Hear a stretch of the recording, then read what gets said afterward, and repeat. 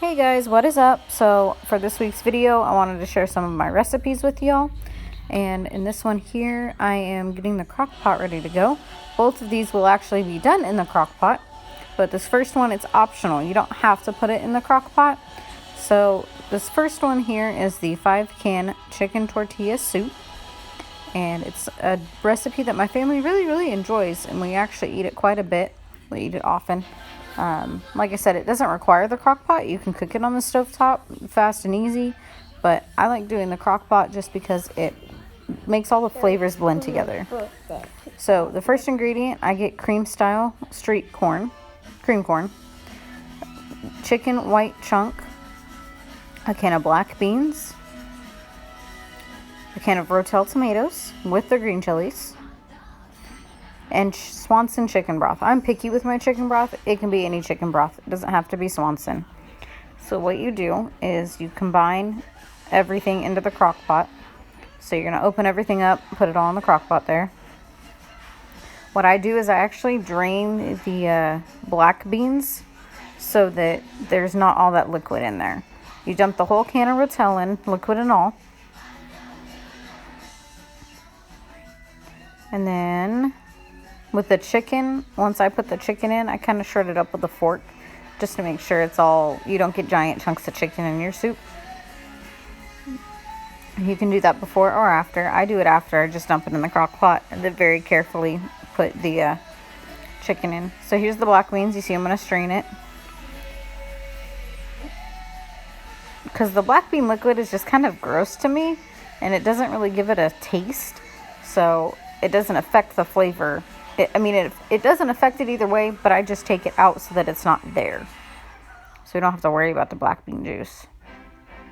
You can dip the whole can of black beans in.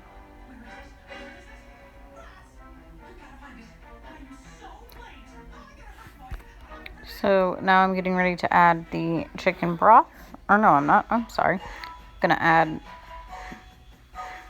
something else into it. I can't see what it is. I'm sorry. But basically, you just take these 5 cans. So the 5 cans again, it's going to be chicken in a can. You're going to do black beans. You're going to do a can of corn. You're going to do a can of Rotel. And then you're going to do chicken broth. So the reason they call it 5 can is because originally the chicken broth came in a can. However, it does not anymore. The chicken that I'm adding in here, I get the Great Value brand. And I get it with the sun-dried tomato flavoring in it. It just kind of helps add something to it. Bless you. Sorry, I'm sitting next to Lily. She's helping me edit the video today. So basically, you dump everything into the crock pot, as you see I did, and you turn it on. I'm saying 1 second because I'm going to chunk up the chicken here. And I'm going to show you guys. So I just kind of chunk up the chicken. I grabbed a knife this time instead of a fork. Probably easier to grab a fork, but I just grabbed a knife. So, and what I actually did with this particular one is I let it sit in the crock pot overnight without being turned on, because we were going to turn it on and eat it the next day, but I didn't have time to throw everything in the crock pot in the morning. And I know that sounds crazy, but really I didn't. So I threw everything in the crock pot the night before and didn't turn it on until the next morning. So basically my thought process to that was it's sitting in cans anyway on the shelf. It'll be fine sitting in the crock pot together. If anything, it'll help the flavoring of it. So anyway, you chunk it up all nice and neat, like I did there. Not really nice and neat, but you get my point. And then we're going to finish adding everything in. So like I said, the corn, you can use any type of corn. If you don't like sweet cream corn, you don't have to use it. I just like the sweet cream corn because it gives it more of a sweet flavor. It balances out the Rotel a lot better. Doesn't make it spicy or anything. I love the smell of sweet cream corn too. I don't understand, but anyway, you add that into the crock pot. I was trying to angle it so you can see me add stuff in. It wasn't really cooperating with me though. So I spent more time adjusting the camera than I did anything. But now we're going to add the chicken broth. So when you add the chicken broth in, you really want it just to cover everything that's going into the soup, because you want it to look like a soup. You want it to look like a soup base. And you got to shake it too. But if it doesn't look like a soup, then you're needing more chicken broth than what you've got. Or you use too big of cans. So I know that there's different size cans for everything. I usually use the smaller cans for everything for this recipe because that more than enough feeds our family. However, if you're a bigger family, you may consider doing the bigger cans of everything and the bigger cans of broth, or doing doubling the batch and doing two. Like I said, though, with our family, 1 can of everything feeds us. So, and I ended up adding all of the chicken broth. I normally don't. I normally eyeball it and just kind of make sure everything's covered, everything looks good. But like I said, I ended up adding the entire can of broth. So, that's it. And here I go adding the rest of the broth in, because it doesn't look right to me. So what I also do, I take this one to the next step. So that's the recipe. I mean, that's it. That's all you do. But I take it to the next step and I add something else. I add some other things to it as it's cooking and when it's done. So now it's the next morning. I'm plugging in the crock pot to make sure that this will actually cook. Don't want to forget to plug it in. And then I turn it on. I should have turned it on warm, but I turned it on low.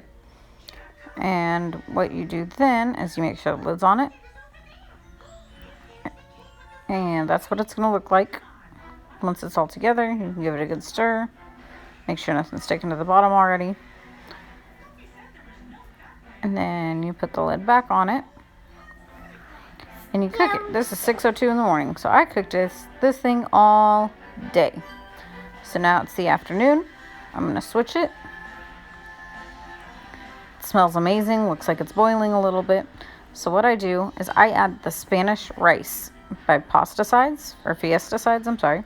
I dump the whole thing in, give it a good stir, let it cook for as long as it says to cook on the packaging for the Spanish rice.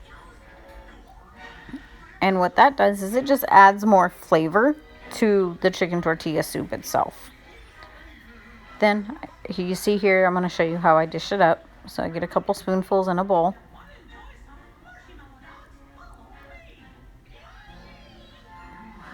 There you go, got some spoonfuls in there. And then I'm going to get another one. So what I add next is I'm going to add sour cream. Just really rounds out the tortilla soup there. And again, it kills any kind of spice that the Rotel would have. If you want it spicy, then don't use cream style corn and don't use sour cream. So you're going to add some sour cream. At least that's what I always do. I got it all over me for some reason. It opened weird when I opened the can.